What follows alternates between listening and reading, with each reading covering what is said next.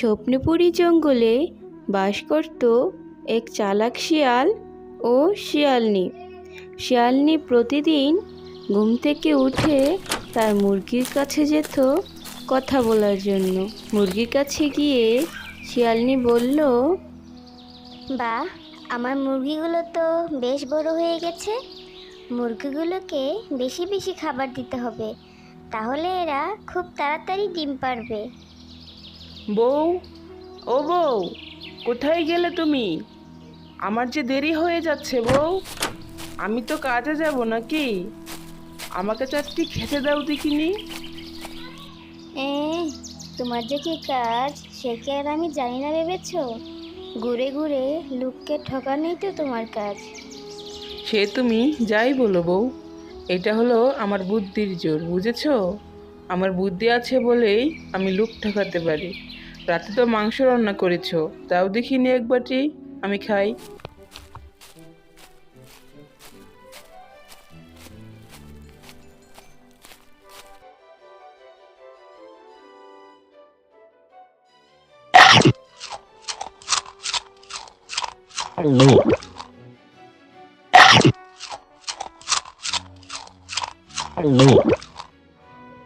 বউ, আমি বাইরে বেরোলাম।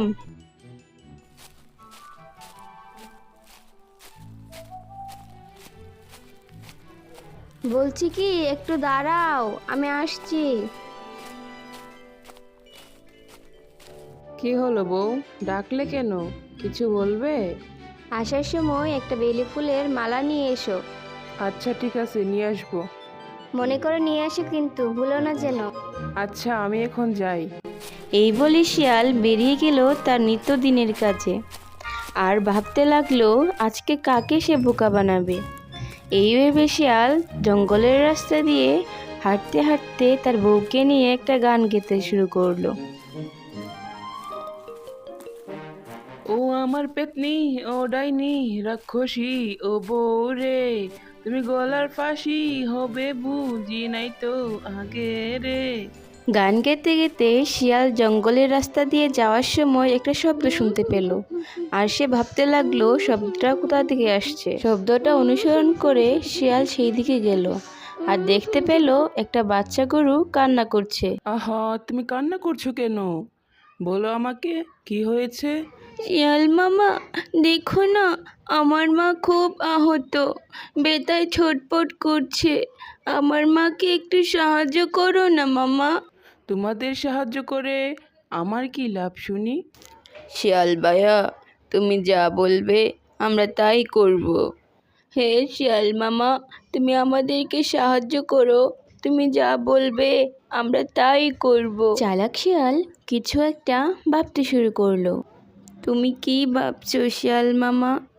আমি তোমাদেরকে সাহায্য করব, তোমরা চিন্তা করো না। তারপর চালাক শিয়াল গরুর পায়ে ব্যান্ডেজ করে দিল।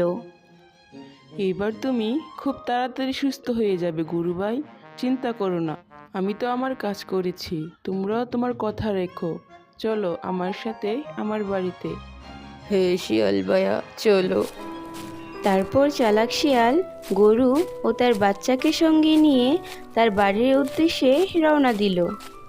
জঙ্গলের রাস্তায় হাঁটতে হাঁটতে চালাক শিয়াল মনে মনে অনেক কিছু ভাবছিল আর মিটিমিটি হাসছিল। শিয়াল তার বাড়ির উঠোনে এসে গরুকে বলল, ভাই গরু, তুমি বরং এখানে একটু দাঁড়াও, আমি আমার বউকে ডেকে নিয়ে আসি। কে রে এইভাবে দরজা ধাক্কাচ্ছিস? বলছি দরজাটা কি ভেঙে ফেলবি নাকি? দরজা তো খোলাই আছে।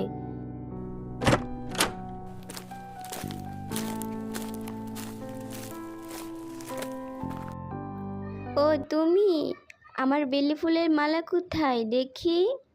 মালা তো আনতে ভুলে গেছি বউ, আমাকে। কি বললে? তুমি আমার মালা আনুনি? আজকে তোমার ভাত খাওয়া বন্ধ। এই রে, বউ মনে হয় অনেক রেগে গেছে, যে করে হোক সামলাতে হবে, না হলে আজকে দুঃখ আছে। তোমার ওই ফুলের মালা থেকে আমি যা এনেছি না, তুমি দেখলে তার চেয়েও খুশি হয়ে যাবে। হ্যাঁ, চলো বাইরে, চলো দেখবে কি এনেছি। দেখো, তুমি বাইরে চালাকি করো ঠিক আছে, কিন্তু যদি আমার সাথে চালাকি করতে আসো তাহলে কিন্তু ভালো হবে না বলে দিচ্ছি। বলছি এত কথা না বলে চলোই না আমার সাথে বাইরে দেখবে। হ্যাঁ চলো দেখি কি এনেছো তুমি।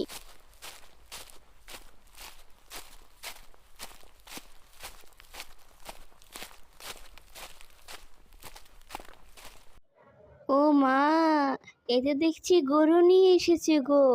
খুব ভালো হয়েছে গো, আমি খুব খুশি হয়েছি। বলেছিলাম না বউ, তুমি দেখলেই খুব খুশি হবে। মিলল তো আমার কথা। হ্যাঁ গো, আমি খুব খুশি হয়েছি, কিন্তু এই গরু দুধ দেয় তো গো, না হলে কিন্তু খুব খারাপ হবে বলে দিচ্ছি দুধ যদি না দেয়। হে বোন, আমি দুধ দেই, আর আমার দুধ খুবই সুস্বাদু, তুমি একবার খেলেই বুঝতে পারবে। আহা বউ, এত কথা বলছো কেন? দেখতেই তো পাচ্ছ গরুটা অসুস্থ। যাও, গরুটার বিশ্রামের ব্যবস্থা করো। গরুটা যদি সুস্থ না হয় তাহলে কিভাবে দুধ দিবে শুনি? আর কিভাবেই বা আমরা টাকা ইনকাম করব? হ্যাঁ হ্যাঁ যাচ্ছি গো, তুমি কোনো চিন্তা করো না, আমি এই গরুটার খুব সুন্দর মতো খেয়াল রাখবো। তারপর চালাক শিয়াল বিশ্রাম করার জন্য গরুটাকে তার রুমে নিয়ে আসলো। ভাই গরু, তুমি বরং এখানে বিশ্রাম করো বুঝলে, আমি তোমার খাবার ব্যবস্থা করি। আচ্ছা শিয়াল ভাই, তোমাকে যে কি বলে ধন্যবাদ দিব, তুমি আমার কত বড় উপকার করলে।